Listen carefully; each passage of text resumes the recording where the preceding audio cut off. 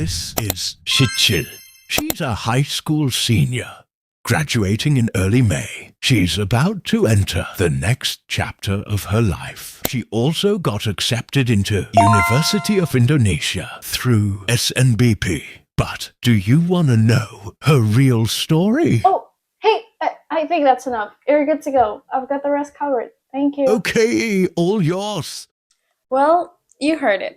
There's a story I've kept to myself for a long time. A story that hasn't ever been easy for me to share because it shows a version of me that was vulnerable, was lost, and probably at one of the lowest points of my life. But then I've decided to open up because I believe that if my story can help even one person who feels stuck right now, then it's worth telling. So this is the story of how I transformed from this to this.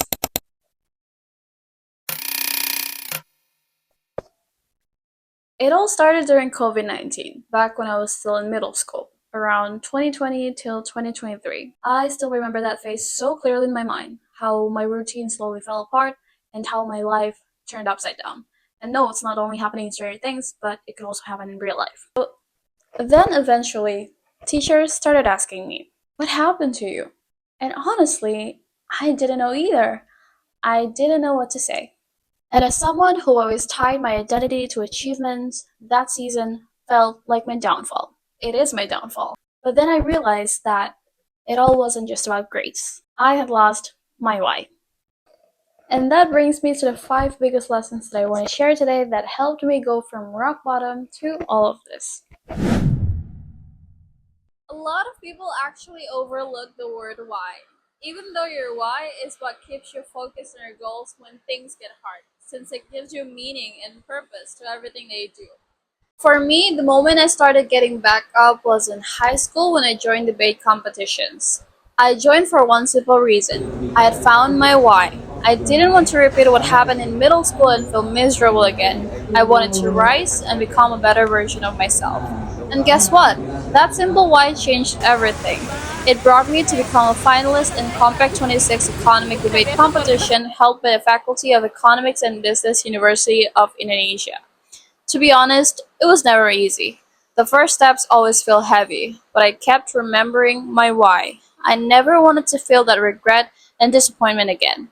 Because of that simple why, I found love in debating and found myself again. I then joined competitions like Walikota Cup speech competition and NSDC and reached national selections and met many supportive friends along the way, and I'm very, very grateful for that. Well, as a perfectionist myself, this point was a real challenge for me. I always felt like I needed more time, more practice, more courage, but the harsh truth is, you will rarely ever feel fully ready for something. Sometimes you just gotta show up, trust yourself, and be brave.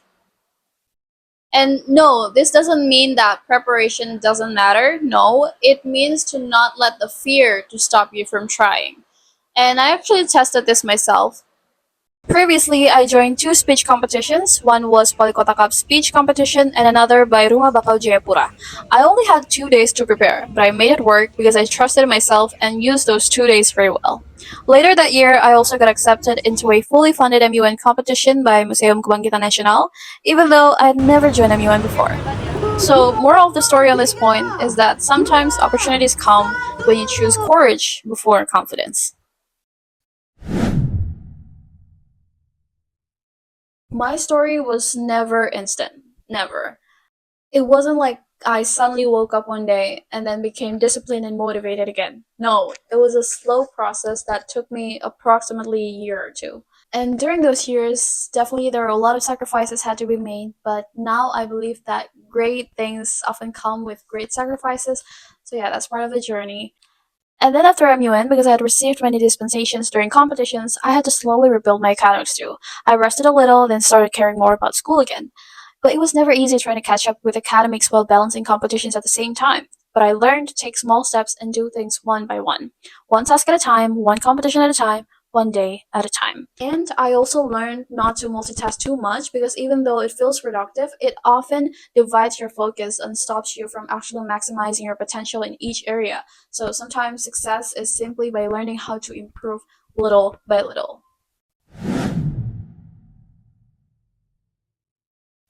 is completely natural to feel upset when you lose a competition or fail at something important. I experienced that myself when I joined a program called KLS, which was a student exchange opportunities to study abroad. I got the chance to apply, but unfortunately, I didn't make it. It's definitely one of the biggest heartbreaks of my life. I cried so much like a baby because I felt like that was my last chance ever. But then at the same time, I also had to prepare for M1 competition, so life kind of forced me to get back up and keep moving. And exactly during that moment, I learned something very important. Failing at something does not make you a failure.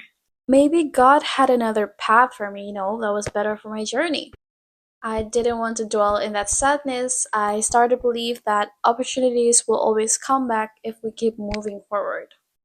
Life only happens once. I didn't want to waste it by being stuck in that disappointment. Looking back now, I can see what God replaced that rejection with. I got chosen as Duta Chibipero Pia 2025 Crisfluencer, Weka Chiji 2024, Weka Chiji 2025, and STC 2025, Apple Steward Go home. Championship, and many more opportunities I'm deeply grateful for. So, one thing that I want to share with you on this point is that it's never the results that define you, it is the process that defines you. And last but never the least, consistency over motivation. It is a classic one, yet it is the most powerful one. From my experience, motivation is unreliable. There are many days where you will simply won't feel motivated, and that's completely normal. I felt that too. But what I believe in more is consistency. Even if it isn't perfect every day, but the fact that you still keep going every day is what eventually will lead you to success. I've read many motivational books. I've watched many inspiring videos. They can help, don't get me wrong. But for me, that motivation often only lasted for a few days before I found myself doom scrolling again. What truly changed things for me was building habits and showing up repeatedly. And long story short, because of consistency, I got accepted into Paloman Ramaja 2025 and was chosen as the vice chair of Paloman Ramaja 2025. It was never easy, but consistency and hard work pays off. So sometimes the biggest transformations don't happen in one dramatic moment. They happen quietly in the background through the days you kept going when no one was watching. And finally, you've made it to the end of the video, and if there's one thing that I want you to take from all of this is that life can really change. Even when you feel stuck, even when you feel behind, even when you feel like you've wasted too much of your time, but trust me, there was a time when I thought I had ruined my own chances, but little by little, I kept going. I tried to transform my mindset, I tried to improve bit by bit every day, and slowly, I became an upgrade of the person I used to be. And eventually, those small choices led me here. I got accepted into the University of Indonesia through SNBP. And trust me, seeing that result meant so much more because I knew the story behind it. It wasn't just about getting into UI, it was about proving to myself that bad phases don't last forever and that you can always come back stronger. So if you're in a rough chapter right now, just know this. Your current situation is not your final destination. Oh, shit. So, if you're in a rough chapter right now, please know this. Your current situation is not your final destination. Keep going. Your future self might thank you for it. Thank you for watching.